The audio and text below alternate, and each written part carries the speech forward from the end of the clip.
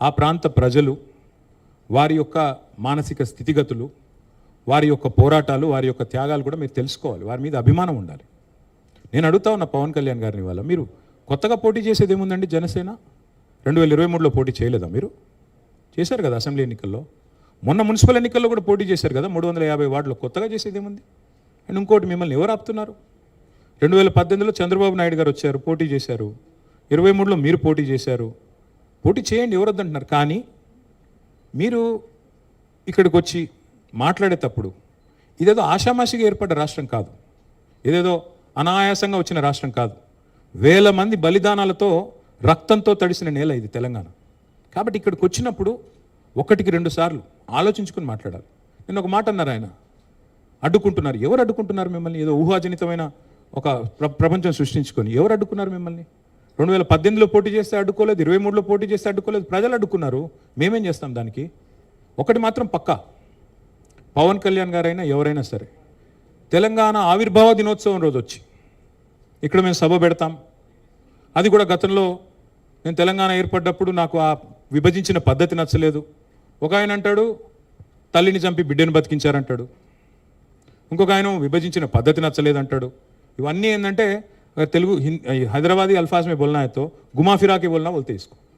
నాకు ఇష్టం లేదు తెలంగాణ ఏర్పడని సీదా చెప్పక ఉల్టా పుల్టా మాటలు ఎందుకు? ఇది బాగలేదు, అది బాగలేదు. మరి నువ్వు అది బాగలేక ఇది బాగలేక 11 రోజులు అన్నం తినకుండా ఉంటే మళ్ళీ తెలంగాణ ఆవిర్భావ దినోత్సవం రోజు మీటింగ్ పెట్టాల్సిన అవసరం ఏముంది? సరే మీటింగ్ పెడదాం అనుకున్నావు, అడ్డుకున్నది ఎవరు? కాంగ్రెస్ ప్రభుత్వం. ఏమైనా అనాలనుకుంటే వాళ్ళని అనాలా?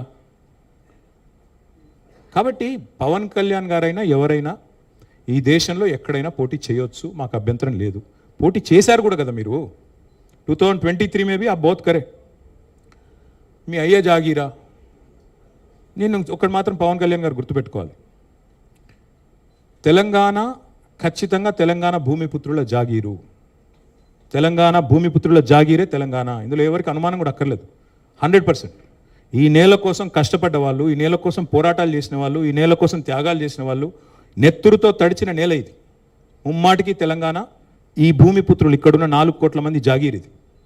కానీ మీరు రండి, ఇక్కడే ఉండండి, మీ కుటుంబాలు ఇక్కడే ఉన్నాయి, మీ వ్యాపారాలు ఇక్కడ ఉండండి, ఎవరొద్దన్నారు? 10-12 ఏళ్లలో ఎక్కడన్నా చిన్న సమస్య వచ్చిందండి? నేను అడుగుతా ఉన్నా, మా దృక్పథం ఎట్లాంటిది అంటే, వైజాగ్ స్టీల్ ప్లాంట్ను ప్రైవేటీకరిస్తున్నారు మోడీ ప్రభుత్వం అంటే మేము మద్దతు పలికాం. తప్పు ఇది మీరు చేస్తుంది, పబ్లిక్ సెక్టర్ అండర్టేకింగ్స్ని కాపాడాలని రిక్వెస్ట్ చేశాం.